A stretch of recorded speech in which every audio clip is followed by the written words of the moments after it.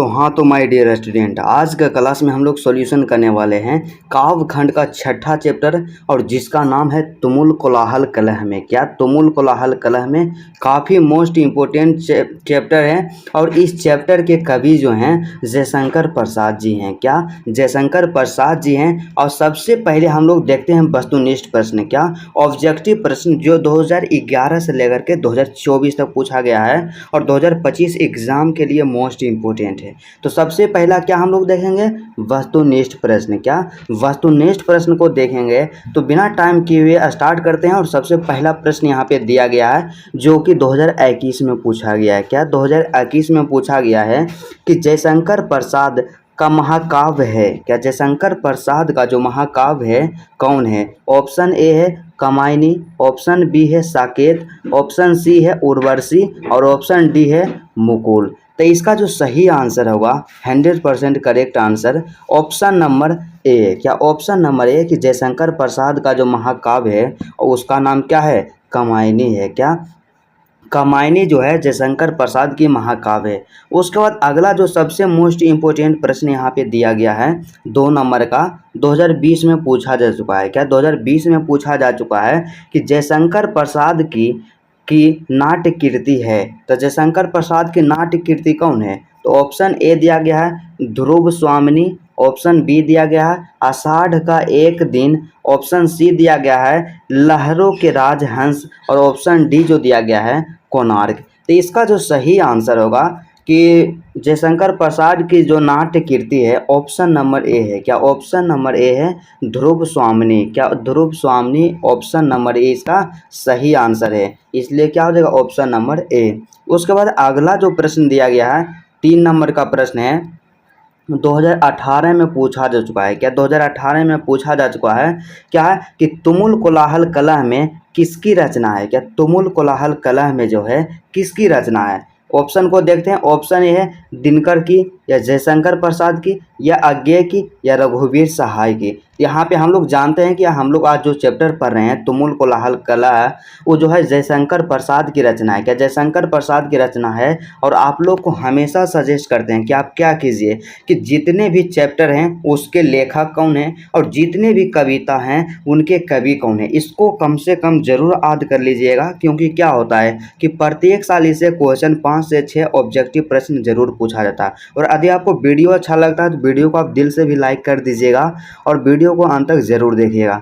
तो चौथा प्रश्न यहाँ पे जो दिया गया है, चौथा प्रश्न क्या है, चौथा प्रश्न कहता है कि तुमुल कोलाहल कलह में शीर्षक कविता किस महाकाव्य का अंश है। मतलब तुमुल कोलाहल कलह में जो शीर्षक कविता है जयशंकर प्रसाद जी के द्वारा रचित, क्या जयशंकर प्रसाद जी के द्वारा रचित जो तुमुल कोलाहल कलह में शीर्षक कविता है वह किस महाकाव्य की, क्या किस महाकाव्य का अंश है। अष्टायाम की है या लहर का है या कामायनी का है या मुकुल से है, मुकुल का है। मतलब सीधा साधी एक शब्द में समझा जाए तो तुमुल कोलाहल कलह में जो चैप्टर है वो कहाँ से लिया गया है। तो इसका जो सही आंसर होगा ऑप्शन नंबर सी कामायनी से लिया गया है। क्या कामायनी से लिया गया है, कामायनी नामक महाकाव्य से लिया गया है तुमुल कोलाहल कलह में। काफ़ी मोस्ट इम्पोर्टेंट प्रश्न है और 2022 में पूछा जा चुका था। क्या 2022 में पूछा गया प्रश्न। उसके बाद 5वां प्रश्न के बारे में बात करते हैं तो 5 नंबर का क्वेश्चन हमारे पास है 2022 में ही पूछा गया था। क्या है कि झरना शीर्षक काव्य संकलन किस कवि की रचना है। मतलब झरना शीर्षक काव्य जो संकलन है वह किस कवि की रचना है। और आपको एक चीज़ और ध्यान देना चाहिए कि यह जो चैप्टर है तुमुल कोलाहल कलह में इससे प्रत्येक साल 2 से 3 ऑब्जेक्टिव जरूर पूछा जाता है, इसलिए आप लोग इस चैप्टर को नज़रअंदाज कभी नहीं कीजिएगा। तो ऑप्शन के बाद बारे में बात किया जाए तो यहाँ पे ऑप्शन है सुभद्रा कुमारी चौहान, ऑप्शन बी यहाँ पे है विनोद कुमार शुक्ल और ऑप्शन सी है अशोक वाजपेयी और ऑप्शन डी के बारे में यदि बात किया जाए तो ऑप्शन डी जो दिया गया है जयशंकर प्रसाद। क्या जयशंकर प्रसाद। तो इसका जो सही आंसर होगा कि झरना शीर्षक काव्य संकलन कवि की रचना है। किस कवि की रचना है, option number D Jaishankar Prasad की रचना है। क्या जयशंकर प्रसाद की रचना है, ऑप्शन नंबर डी इसका सही होगा।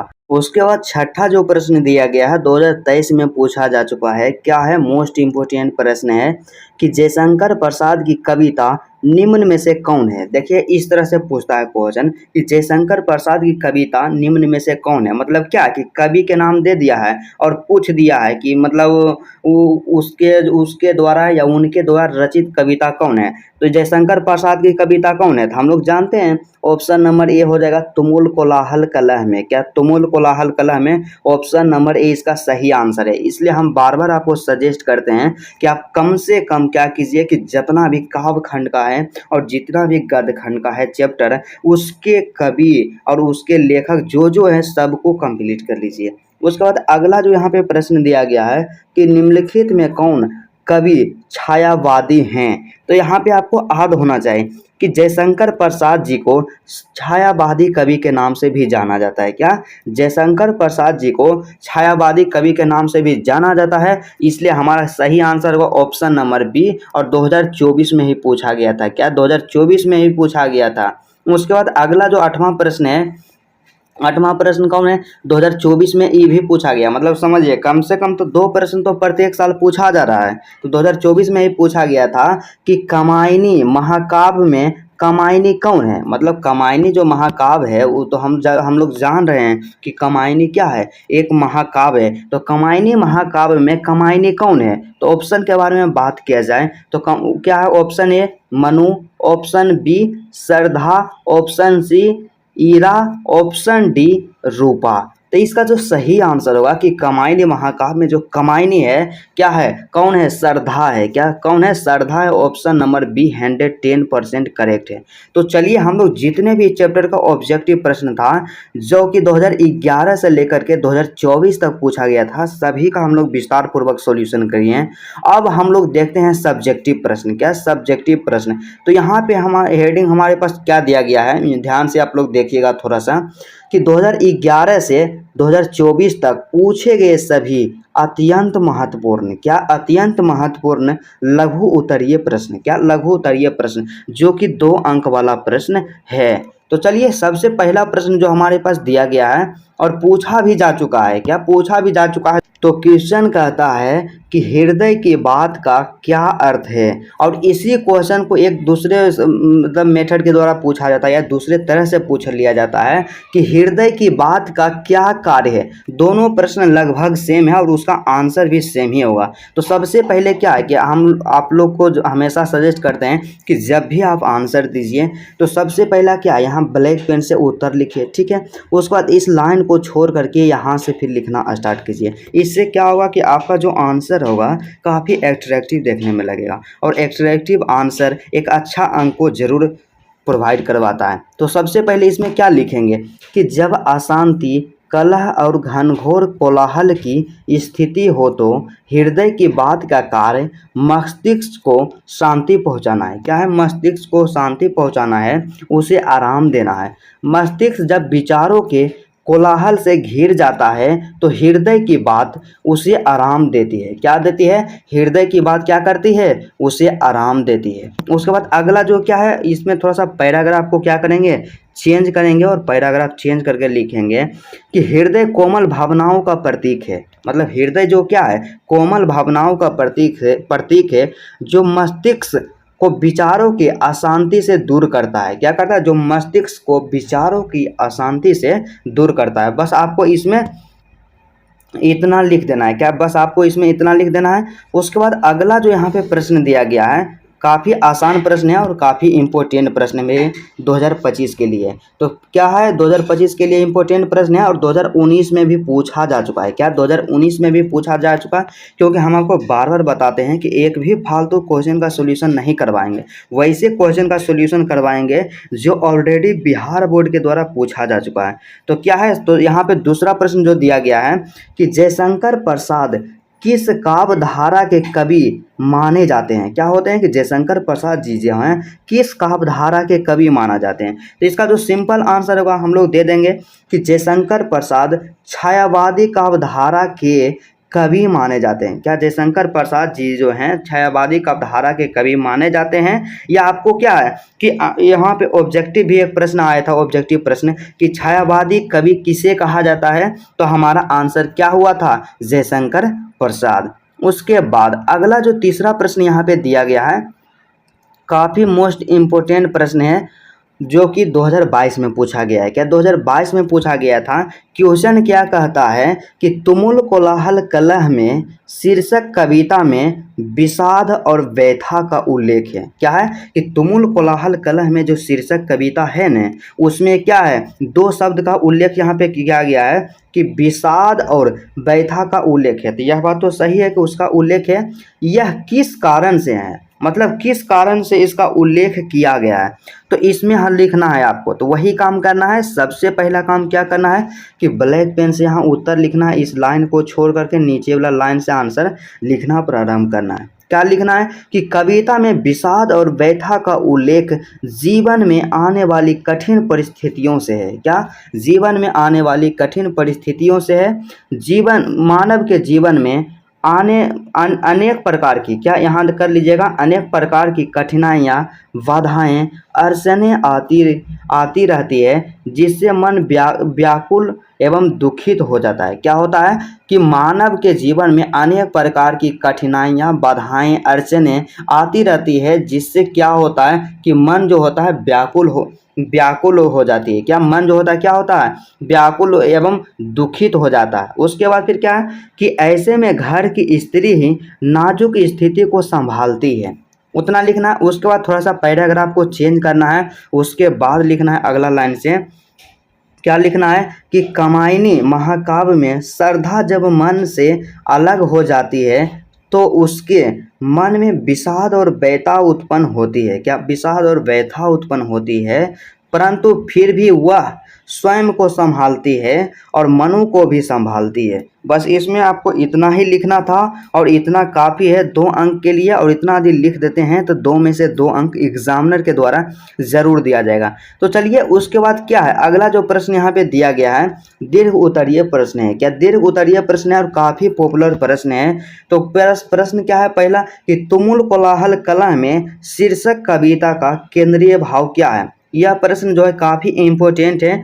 2012 में पूछा गया है, 2013 में पूछा गया है, 21 में पूछा गया है और 2024 में पूछा गया है। तो यहाँ पे आप लोग ध्यान दीजिएगा कि 2024 में ये प्रश्न तो पूछा गया है, तो क्या 2025 में पूछा जाएगा। 2025 में कभी भी नहीं पूछा जाएगा। 100% सिक्योरिटी के साथ बोल रहे हैं कि जो क्वेश्चन वो भी दीर्घ उत्तरीय में 2024 में पूछा जा चुका है और तुरंत 1 साल के बाद नहीं पूछा जाएगा, तो इसको क्या कीजिएगा, आप इग्नोर कर दीजिए, उतना ज़रूरी नहीं है। अगला साल के लिए इसको छोड़ दीजिए जो भी स्टूडेंट होंगे। तो अब देखिए यहाँ पे मोस्ट इम्पोर्टेंट आता है, क्या आता है यहाँ पे कि सप्रसंग व्याख्यात्मक प्रश्न। क्या, सप्रसंग व्याख्यात्मक प्रश्न मतलब व्याख्या करने वाला जो क्वेश्चन है। तो सबसे पहला प्रश्न जो है जो कि 2015 में पूछा जा चुका है। क्या, 2015 में पूछा जा चुका है। यहाँ पे क्वेश्चन क्या है, यहाँ पे क्वेश्चन है कि पवन की प्राचीर में रुक जल जीवन जा रहा झुक। क्या, पवन की प्राचीर में रुक जल जीवन जा रहा झुक। तो इसमें क्या करना है, इसका सप्रसंग व्याख्या करना है। तो व्याख्या करने का सप्रसंग व्याख्या करना और व्याख्या करने का सबसे सुंदर मेथड यही है कि जयशंकर प्रसाद द्वारा रचित यह पद्यांश छायावादी शैली का सबसे सुंदर आत्मगान है। क्या, सबसे सुंदर आत्मगान है। उसके बाद इसमें लिखना है कि मनु को प्राप्त करके श्रद्धा आनंद विभोर होकर गाती है कि हे मेरे मन, जब जीवन पवन की 4 दीवारी में बंद होकर जलकर झुक जाता है, तब इस झुलसते हुए विश्व वन की मैं बसंत ऋतु हूँ। क्या, तब इस झुलसते हुए विश्व वन की मैं बसंत ऋतु हूँ। उसके बाद दूसरा जो यहाँ पे प्रश्न दिया गया है काफ़ी मोस्ट इम्पोर्टेंट है और 2025 के लिए इसको आप क्या कर दीजिएगा, VVI कर दीजिएगा। क्या, VVI कर दीजिएगा। क्या है कि जहाँ मरु ज्वाला धधकती चातकी कण को तरसती, उन्हीं जीवन घाटियों की मैं सरस बरसात रेमन 2018 में पूछा गया था और उसके साथ ही साथ 2023 में पूछा गया है, 2025 में आने की संभावना है।